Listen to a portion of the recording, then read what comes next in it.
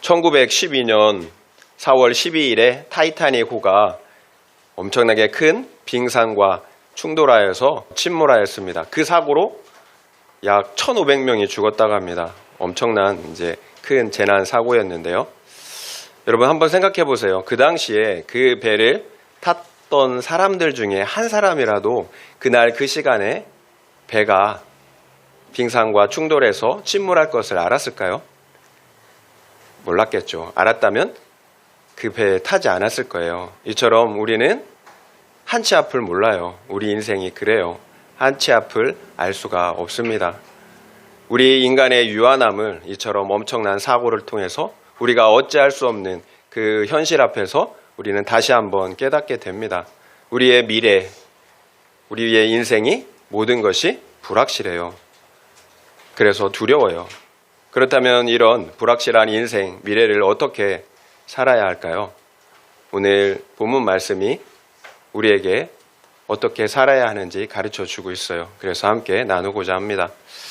오늘 본문이 속해 있는 신명기 27장부터 30장까지의 말씀은 하나님 나라의 가장 기본적이고 핵심적인 그 원칙을 다시 한번 말씀해 주고 있어요. 너희가 가나안 땅에 들어가면 여호와의 말씀을 순종해라. 그러면 너희가 복을 받을 것이다. 그러나 순종하지 않으면 저주를 받게 될 것이다. 우리가 너무 많이 들어서 익히 알고 있는 말씀이에요. 성경은 그 원칙의 말씀을 다시 한번 반복하고 있습니다. 그 이유가 무엇이겠습니까? 너무나 중요하기 때문이겠죠. 그럼에도 지켜지지 않기 때문이에요. 그래서 성경은 수도 없이 이 원칙을 말씀하고 있어요. 말씀을 순종하면 복을 받아요. 생명을 얻습니다. 그러나 말씀에 순종하지 않으면 저주, 사망에 이르게 됩니다. 29절 말씀입니다. 함께 읽겠습니다. 29절이에요. 감추어진 일은 우리 하나님 여호와께 속하였거니와 나타난 일은 영원히 우리와 우리 자손에게 속하였나니 이는 우리에게 이 율법의 모든 말씀을 행하게 하심이니라.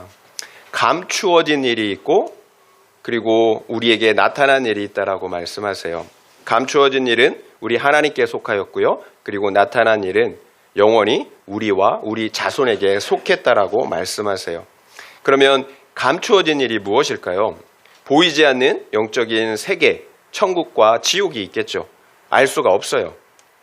그리고 우리의 미래, 내가 어떻게 될까? 언제 죽을까? 또 일이 성공할까? 실패할까?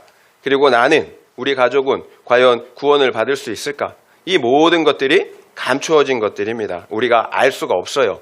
또 그래서 우리 힘으로는 어떻게 할 수가 없습니다.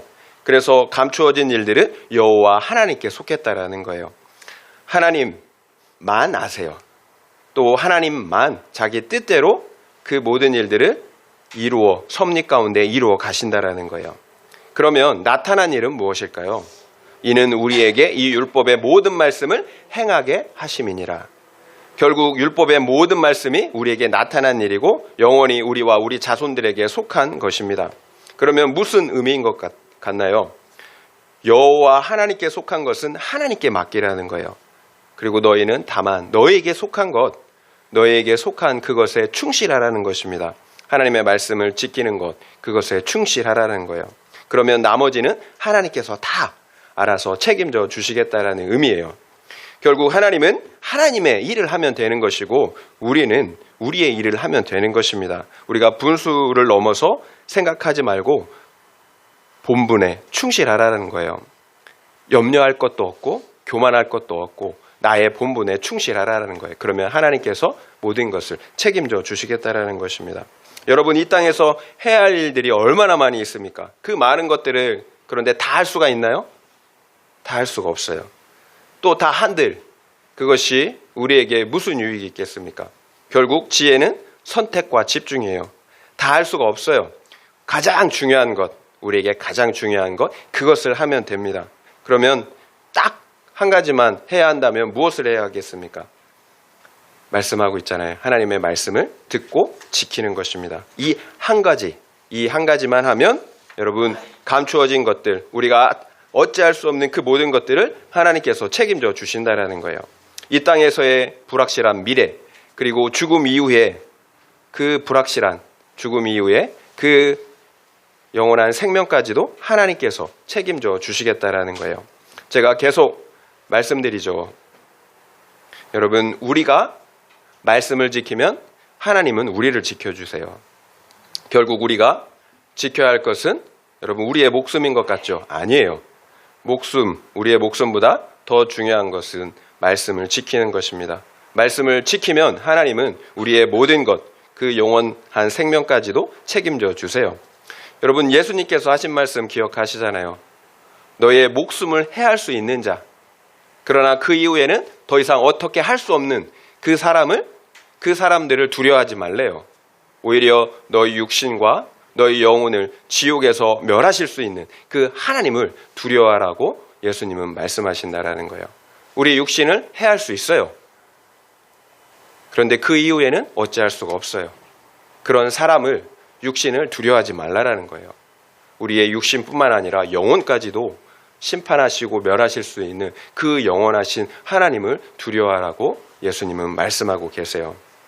결국 우리에게 나타난 것, 말씀을 듣고 지키는 것이 이 땅을 사는 우리의 본분이에요. 그리고 그것이 지혜 중에 지혜입니다. 그러면 이 땅에서부터 영혼까지의 삶을 하나님께서 책임져 주신다라는 거예요. 우리가 할 수 있는 것을 하면 됩니다. 1절 읽겠습니다. 1절이에요. 내가 내게 진술한 모든 복과 저주가 내게 임함으로 내가 내 하나님 여호와로부터 쫓겨난 모든 나라 가운데서 이 일이 마음에 생각이 나거든.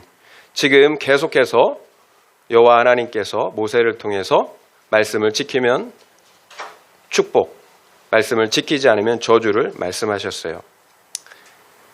그러면 이제 하나님께서 그렇게 선포하신 말씀대로 이루어지겠죠. 순종하면 복이 임하기도 하고 또 불순종하면 저주가 임할 것입니다. 전적으로 이스라엘 백성들의 순종 여부에 달려있다라는 거예요. 그런데 지금 어떤 상황입니까? 내가 내 하나님 여호와로부터 쫓겨난 모든 나라 가운데서 이 일이 마음에 생각나거든. 이스라엘이 하나님의 말씀에 불순종했다라는 거예요. 그래서 이스라엘 백성들이 가나안 땅에서 쫓겨나 모든 이방 나라에 포로가 되어 흩어져 살게 되었다는 것입니다. 그래서 결국은 여호와의 저주가 임한 거죠. 따라서 그 불순종의 자리, 저주의 자리에서 만약 하나님의 말씀이 생각이 났다면 이렇게 하라고 말씀하시는 거예요. 2절이에요. 어떻게 해야 할까요? 2절입니다. 너와 내 자손이 내 하나님 여호와께로 돌아와 내가 오늘 내게 명령한 것을 온전히 따라 마음을 다하고 뜻을 다하여 여호와의 말씀을 청종하면, 불순종의 자리, 그 진노의 자리, 저주의 자리에서 말씀이 생각났다면 여호와께 돌아오라고 말씀하세요. 그러면 어떻게 하는 것이 여호와께 돌아오는 것입니까? 오늘 내게 명령한 것을 온전히 따라 마음을 다하고 뜻을 다하여 여호와의 말씀을 청종하면, 여호와께 돌아오는 것은 단지 우리의 몸이 돌아오는 것이 아니에요. 단지 교회 안에 있는 것이 아니에요. 우리의 마음이 여호와의 말씀 앞으로 돌아가는 것입니다. 그래서 마음을 다하고 뜻을 다하여 말씀을 듣고 지키는 것, 이것이 여호와께로 돌이키는 진실한 회개예요. 회개했다고 하면서 계속해서 동일한 죄를 반복해서 지을 수가 없다라는 거예요. 그렇다면 성경이 말씀하시는 회개는 아닌 거예요. 우리가 단지 뉘우치는 것, 슬퍼하는 것 정도에 불과한 거예요. 마음을 다하고 뜻을 다하여 말씀을 청종할 때, 곧 말씀을 듣고 순종할 때 이것을 하나님은 회개라고 여겨주신다라는 거예요. 결국 하나님께서는 이스라엘 백성들이 불순종할 것을 미리 다 알고 계셨다라는 거예요. 가나안 땅 들어가기 전에 이미 다 알고 계셨어요. 그래서 그들이 이방 가운데, 열방 가운데 쫓겨나 살게 될 것을 다 알고 계셨다라는 거예요.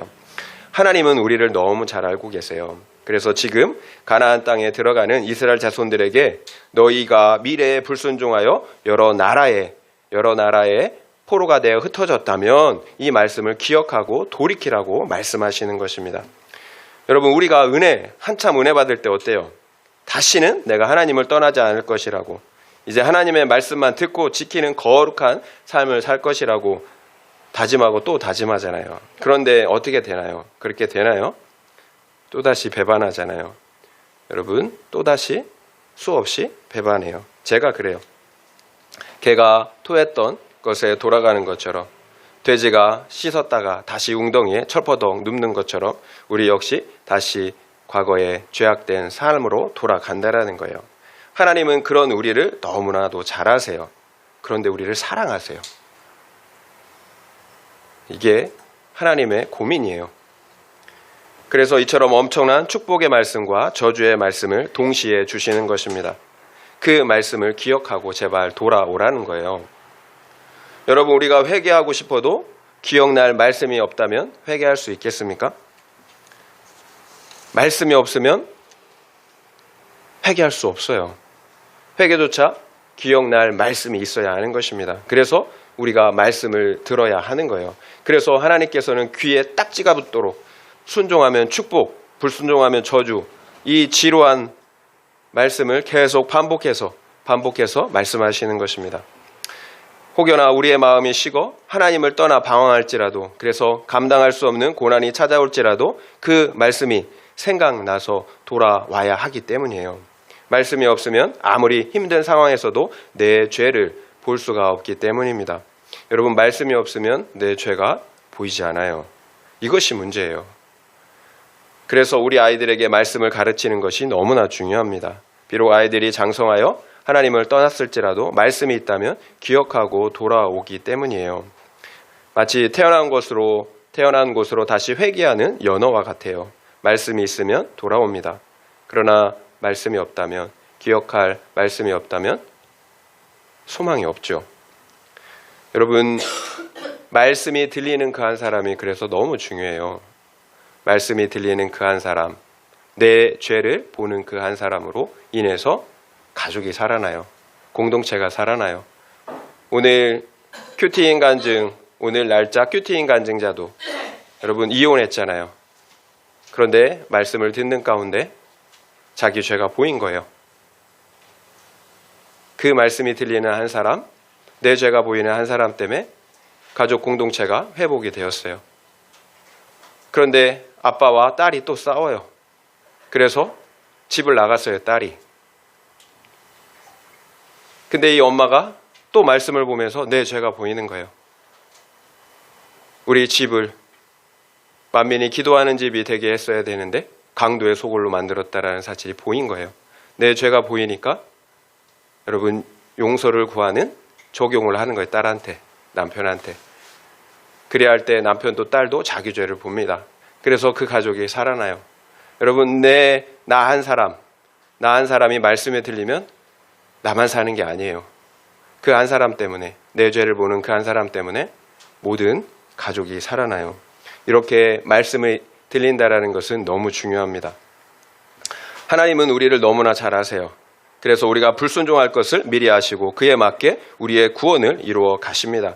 축복과 저주의 말씀을 주시고 그리고 내 죄를 볼 수 있도록 사로잡히는 환경을 주십니다. 고난이 찾아오고 나서야 그제서야 비로소 여호와의 말씀을 기억하기 때문입니다. 그래서 C.S. 루이스는 고난이란 말귀를 알아듣지 못하는 사람에게 마이크를 그 귀에 대고 말하는 것과 같다라고 말했어요. 결국 하나님은 구속사의 그 지혜로 우리의 구원을 이루어 가시는 것입니다. 우리를 완벽하게 잘 아시는 하나님. 그래서 그 지혜 안에서 우리의 구원을 이루시는 거예요. 그것이 구속사예요. 하나님이 우리를 사랑하세요. 심판하시면 끝이잖아요. 그런데 하나님은 계속해서 기회를 주십니다. 그렇다면 우리에게 속한 것은 무엇입니까? 회개하고 다시 말씀 앞으로 돌아가는 것입니다. 여러분, 지금 무엇에 매여 있나요? 관계에 매여 있나요? 질병에 매여 있나요? 재정의 문제에 매여 있나요? 아니면 여러분의 마음이 이유 없는 두려움 가운데 매여 있나요? 하나님께서 우리를 사랑하시기 때문이에요. 우리가 택자라는 증거예요. 그래야 여호와의 말씀을 기억하고 돌아오기 때문입니다. 제가 계속 말씀드리지만 회개하고 돌아올 수 있는 것, 돌이킬 수 있는 그 기회를 주신 것, 그 자체가 은혜예요, 여러분. 고난받는 것만 생각하지 마시고 회개할 수 있는 그 기회를 주신 것 자체가 은혜라는 사실을 기억하세요. 지금 수치를 당하고 고난받는 것이 나중에 영원한 수치와 고난, 그 영원한 형벌을 당하는 것보다 1000만 배는 낫기 때문이에요. 여러분, 지금 이 땅에서 여러분 우리의 구원을 이루어야 합니다. 결국 지금 당하는 고난은 우리의 영원한 구원을 위한 것, 하나님께서 우리를 사랑하시기 때문이에요. 왜 나한테 이렇게 하시느냐고 하나님을 원망하시면 안 됩니다. 여러분, 우리가 성경 말씀을 모르기 때문에 또 나 자신도 모르기 때문이에요. 적용 질문 드립니다. 나는 지금 무엇에 사로잡혀 포로가 되었습니까? 관계입니까? 질병입니까? 물질입니까? 그렇다면 내가 기억하고 돌이켜야 할 말씀은 무엇인 것 같습니까? 한번 생각해 보시기 바랍니다. 나는 지금 무엇에 사로잡혀 포로가 되었습니까? 관계입니까? 질병입니까? 물질입니까? 그렇다면 내가 기억하고 돌이켜야 할 말씀은 무엇인 것 같습니까? 한번 생각해 보시기 바랍니다. 3절 말씀 읽겠습니다. 3절이에요. 내 하나님 여호와께서 마음을 돌이키시고 너를 긍휼히 여기사 포로에서 돌아오게 하시되 내 하나님 여호와께서 흩으신 그 모든 백성 중에서 너를 모으시리니. 이스라엘이 회개하고 돌이킬 때, 그래서 마음을 다하고 뜻을 다하여 하나님의 말씀에 청종할 때에 여호와 하나님께서도 마음을 돌이키시겠다라고 말씀하세요. 그래서 너를 긍휼히 여기겠다라고 말씀하세요. 포로에서 다시 돌아오게 하시겠다라고 말씀하세요. 결국 회개만이 살 길이에요. 한 갓난아이가 전쟁통에 다리 밑에 버려졌습니다. 그 아이가 살 수 있는 유일한 방법이 무엇이겠습니까? 스스로 살 수 있겠어요? 누군가 그 아이를 불쌍히 여겨줘야 합니다. 그래서 그 아이를 걷어줘야 하는 거예요.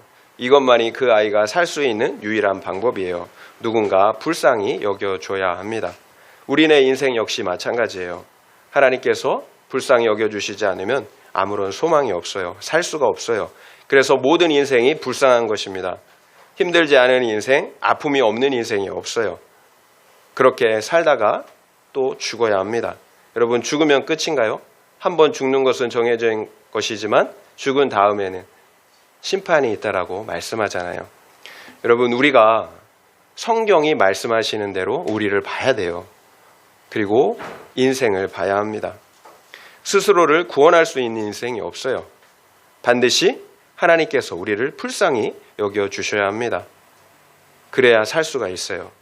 그 사실을 알고 사는 것이 지혜예요. 그러면 하나님께서 언제 우리를 불쌍히 여겨주십니까? 회개하고 돌이킬 때요. 그때로부터 회복이 시작이 됩니다. 여러분, 이 시간이 여러분에게 진실한 회개의 시간이 되면 좋겠어요. 여러분, 환경이 바뀌길 바라지 마세요. 그 사람과의 관계가 회복되길 바라지 마세요. 그리고 내가 원하는 것들이 이루어지길 바라지 마세요. 그러면 우리의 목마름이 해결될 것 같지만 그때뿐이에요. 또다시 목이 마릅니다. 또다시 곤고해져요. 결국 하나님과의 관계 회복이 근본 해결책이에요. 그래야 근원적인 우리 인생의 목마름이 해결이 됩니다. 또 그래야 살 수가 있어요. 여러분, 관계에 문제가 생기면 어때요? 부부관계, 부모 자식 관계, 친구 동료 관계, 형제 관계, 문제가 생기면 얼마나 힘듭니까? 그것처럼 힘든 게 없죠. 친밀할수록 그 관계가 친밀할수록 그 관계에 문제가 생기면 더 힘들어요.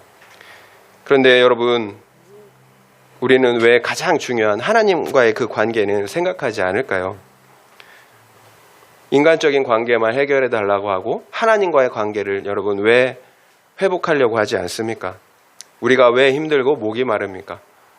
근원적으로 하나님과의 관계가 회복되지 않았기 때문이에요. 반드시 하나님과의 관계가 회복이 돼야 합니다. 그렇지 않으면 지옥을 살아요. 하나님께서 우리에게 요구하시는 것은 하나예요. 돌이키는 거예요. 회개하는 것입니다. 우리 아이가 잘못을 했어요. 큰 잘못을 했어요. 그런데 우리 아이가 자기 잘못을 인정하지 않습니다. 그래서 자기는 잘못한 것이 없다고 고개를 빳빳이 쳐들고 대들어요.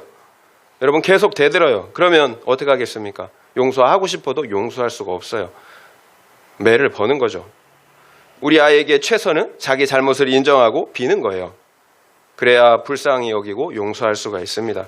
우리 역시 마찬가지예요. 하나님께서 하나님께 내 죄를 인정하고 비는 거예요. 그러면 하나님은 우리를 용서하고 싶으세요. 너무 용서하고 싶으세요. 그러면 하나님께서 우리에게 얼싸 좋다 하고 우리를 용서해 주세요. 은혜를 베풀어 주세요. 4절부터 5절 말씀 읽겠습니다. 4절부터 5절이에요. 내 쫓겨간 자들이 하늘가에 있을지라도 내 하나님 여호와께서 거기서 너를 모으실 것이며 거기서부터 너를 이끄실 것이라. 내 하나님 여호와께서 너를 내 조상들이 차지한 땅으로 돌아오게 하사 내게 다시 그것을 차지하게 하실 것이며 여호와께서 또 내게 선을 행하사 너를 내 조상들보다 더 번성하게 하실 것이며. 이스라엘 백성이 비록 하늘가에 있을지라도 하나님께서 그곳에서 끌어다가 이끄신다라고, 회복하신다라고 약속하세요. 그리고 조상들에게 주신 그 땅을 차지하게 하시는데요, 심지어 너희 조상들보다 더 번성하게 하신다라고 말씀하세요. 이것이 하나님께서 회개하는 자들에게 베푸시는 은혜입니다.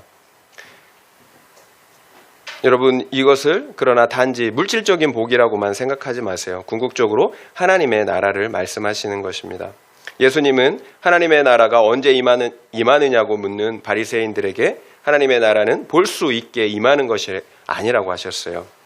여기 있다, 또 저기 있다 할 것도 아니라고 하셨습니다. 천국은 너희 안에 있다라고 말씀하셨어요.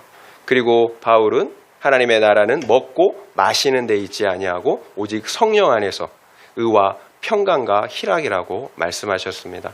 성령 안에서 의로워지는 것, 평강과 희락을 누리는 것, 이것이 하나님의 나라의 본질이에요. 결국 우리가 차지하게 될 가나안 땅은 우리 심령 안에 임하게 될 하나님의 나라, 곧 성령의 통치입니다. 그래서 세상이 줄 수도 없고 알 수도 없는 생명을 우리에게 주시는 거예요. 그래서 평강과 희락을 누리는 것입니다. 그래서 여러분, 은혜 받은 사람들은 여러분 어떻게 약간 미친 사람 같죠? 막 아무 일도 없는데 실실 웃어요.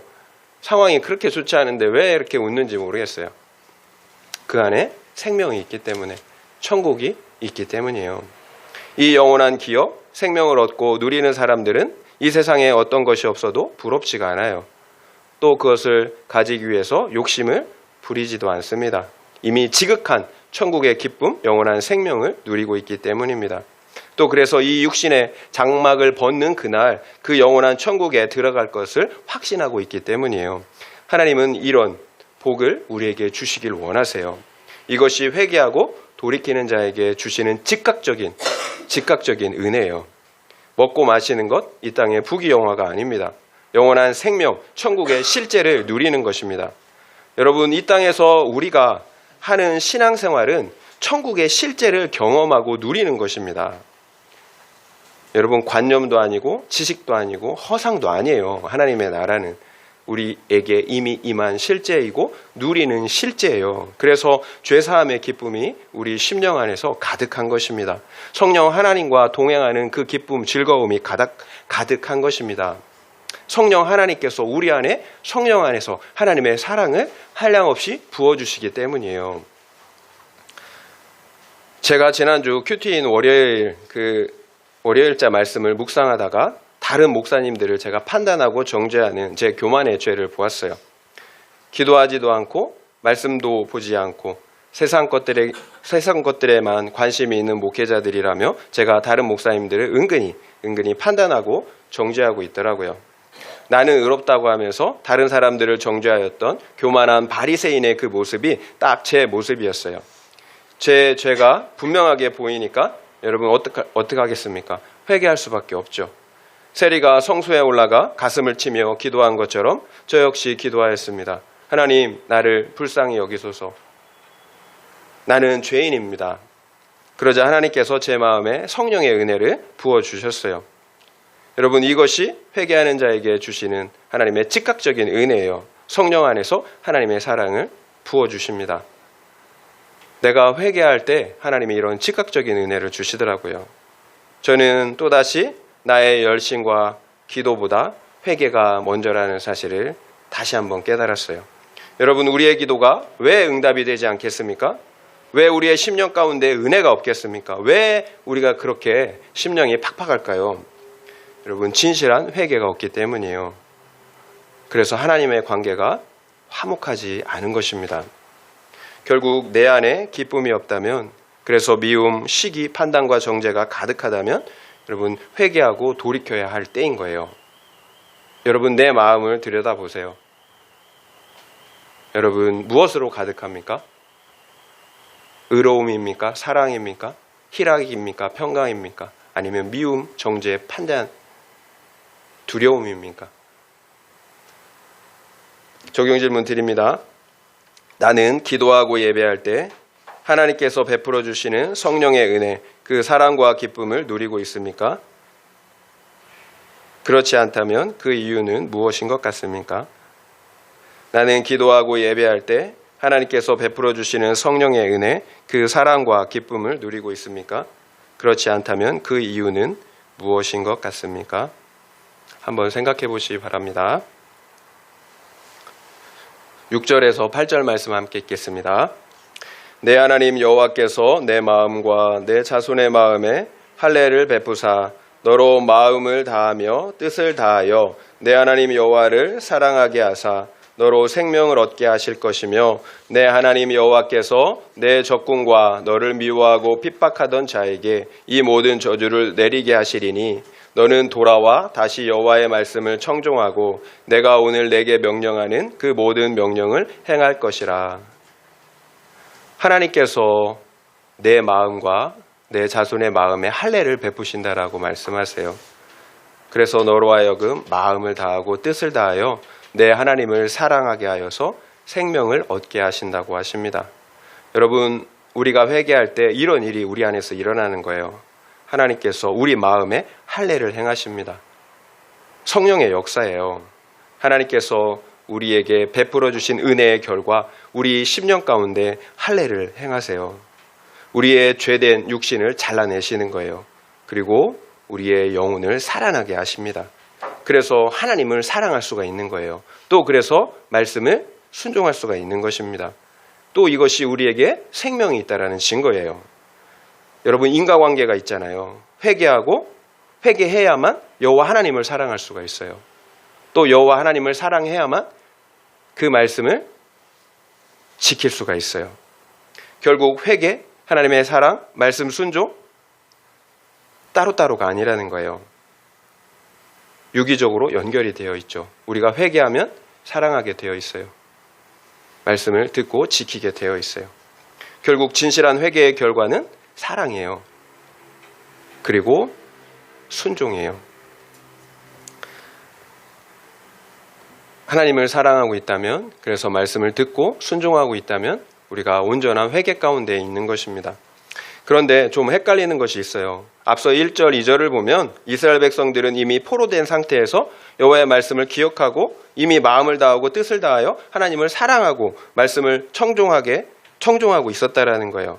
그런데 6절, 8절 지금 읽은 말씀을 보면 여호와 하나님께서 이스라엘 백성들의 마음에 할례를 베풀어 그 결과로 하나님을 사랑하고 마음과 뜻을 다해서 말씀을 순종한다라고 말씀하고 계신다라는 거예요. 그러면 이미 마음을 다하고 뜻을 다하는 이스라엘 백성들에게 또다시 할례를 행하고 그래서 마음을 다하고 뜻을 다해서 말씀을 사랑하고 하나님을 사랑하고 그 말씀을 청종하게 하실 필요가 있느냐라는 거죠. 좀 헷갈리죠. 그래서 우리가 반드시 생각해야 할 것이 있어요. 제가 여러 번 말씀드렸는데요. 개는 사람처럼 행동하며 살 수가 없잖아요. 아무리 훈련시켜도 개는 사람처럼 살 수가 없어요. 사람이 그래야 사람처럼 살 수가 있잖아요. 마찬가지예요. 우리 역시 여호와를 사랑하기 위해서는 그래서 그분의 말씀을 청종하기 위해서는 의인이 되어야 되는 거예요.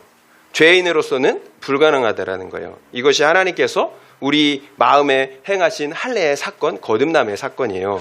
죄인이 의인이 되는 것입니다. 반드시 하나님께서 우리 안에 은혜를 베풀어 주셔야 한다는 거예요. 그래야 거듭나요. 그래야 죄인이 의인이 되는 거예요. 거듭난 생명이 없으면 여러분 계속해서 죄인으로 살고 있는 거예요.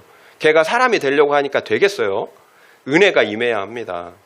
오직 은혜로 구원받고 은혜로만 하나님을 사랑하고 또 그분의 말씀을 지킬 수가 있어요.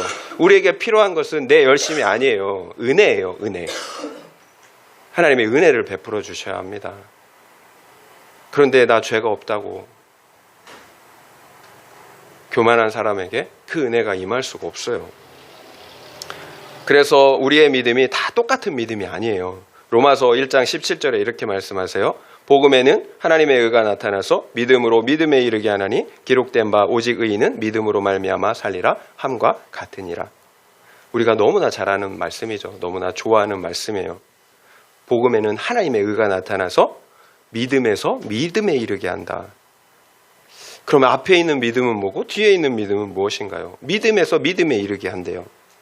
앞에 있는 그 믿음은 자연인 상태의 우리의 인간의 믿음이에요. 그리고 뒤에 있는 믿음은 하나님께서 은혜로 주신 믿음, 거듭난 믿음입니다.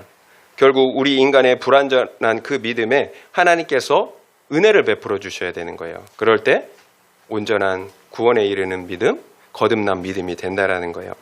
그래서 에베소서 2장 8절에서는 이렇게 말씀하잖아요. 너희는 그 은혜로 인하여 믿음으로 말미암아 구원을 받았으니 이것이 너희에게서 난 것이 아니요 하나님의 선물이라.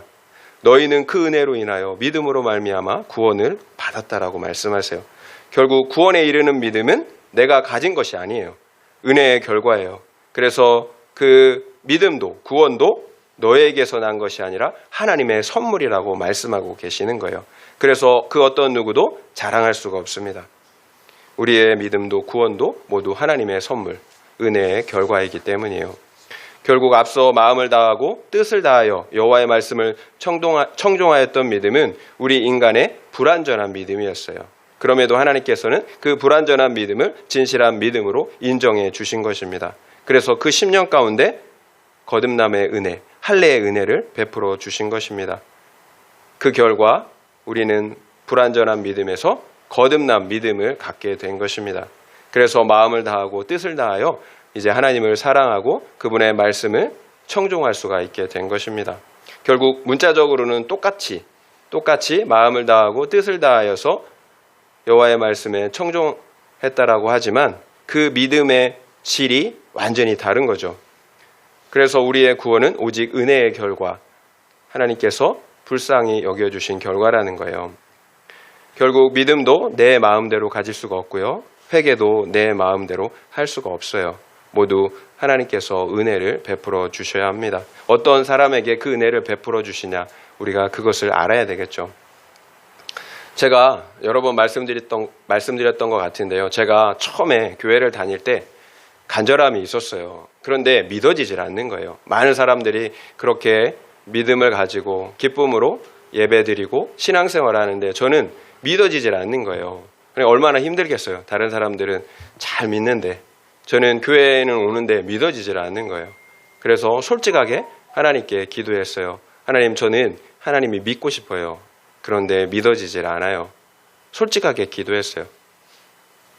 말씀드린 것처럼 얼마 지나지 않아 제 안에 저는 이해할 수 없어요. 어느 순간 갑자기 그냥 그 하나님이 믿어졌어요. 이것이 믿어지는 은혜예요. 하나님이 우리에게 거듭나게 하시는 믿음이라고. 그래서 우리의 믿음조차 내가 가질 수 있는 것이 아닙니다. 회개 역시 마찬가지예요.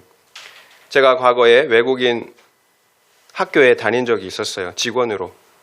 그곳은 외국인 직원, 선생님들과 한국 스태프들 이렇게 함께 근무하는 곳이었어요. 그래서 방학이 끝나고 그 직원들이 다 함께 수련회를 갔었던 적이 있었습니다. 기독교 학교다 보니까 예배를 드리고 성찬식을 진행했어요. 그런데 떡을 돌리고 포도주를 돌리는데 갑자기 눈에서 눈물이 쏟아지더라고요. 어떤 누구도 저처럼 눈물을 흘리는 사람이 없었어요. 다들 무덤덤하더라고요. 그러나 저는 끝나는 시간까지 그 눈물이 멈추질 않았어요. 여러분, 외국인과 함께 드리는 예배인데 무슨 은혜가 있겠어요. 말도 못 알아듣는데. 그냥 눈물이 흘러내리더라고요. 예수님께서 나의 죄 때문에 십자가에서 고난과 멸시, 저주를 당하셨다라는 사실이 너무 애통하게 제 안에서 제가 가질 수 있는 마음은 아니죠. 여러분, 회개 역시 이처럼 내가 할 수 있는 것이 아니라는 것을 저는 알고 있어요. 하나님께서 우리에게 은혜를 베풀어 주셔야 합니다. 이런 일이 제가 그 당시에 여러 번 있었어요. 회개 역시 내 마음대로 안 되더라고요.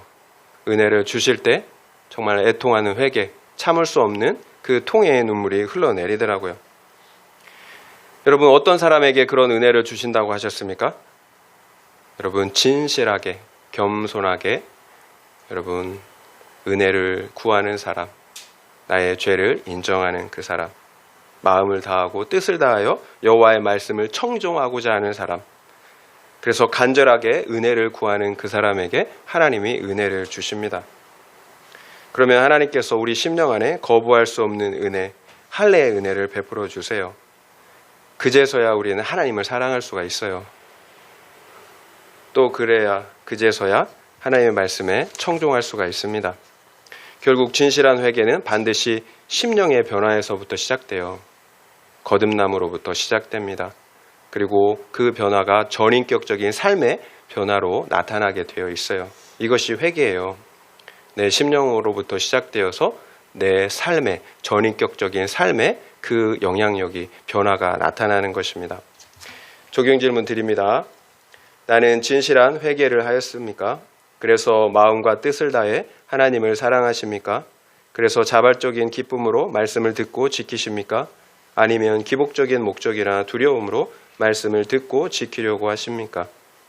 한번 생각해 보시기 바랍니다.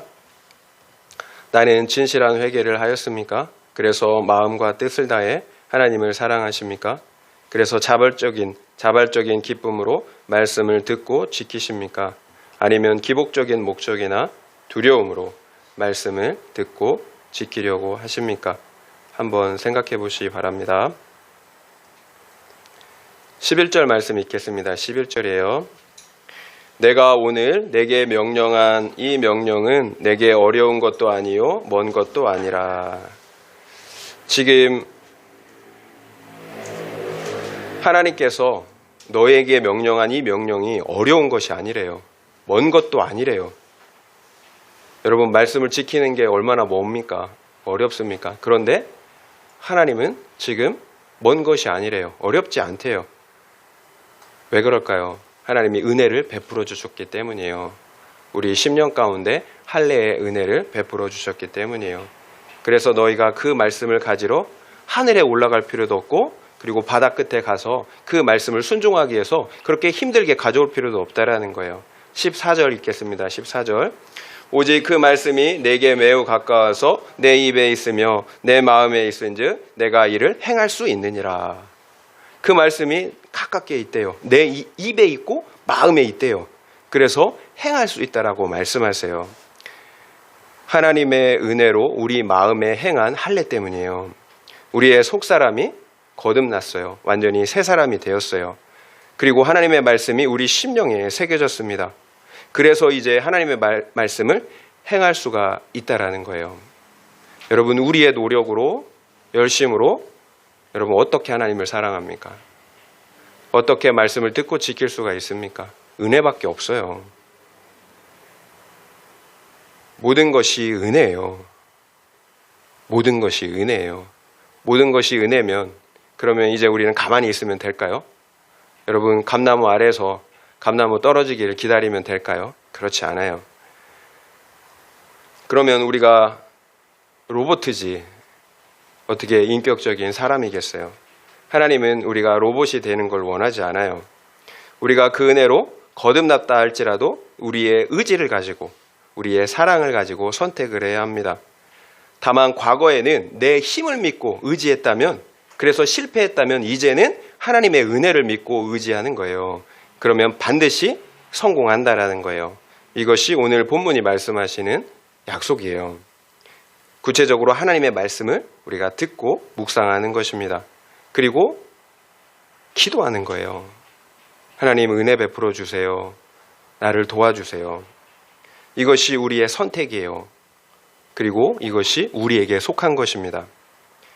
우리가 은혜의 통치, 성령의 통치 안에 있는 것을 선택하는 거예요. 그러면 하나님의 은혜가 우리를 붙잡아 주세요. 더욱 강력하게 우리를 붙잡아 주시고 통치해 주신다라는 거예요. 그 결과 우리는 자발적인 사랑의 동기로 하나님의 말씀을 듣고 순종할 수가 있어요. 이것이 우리에게 이루어진 구원의 모습이고 하나님의 나라의 실제예요.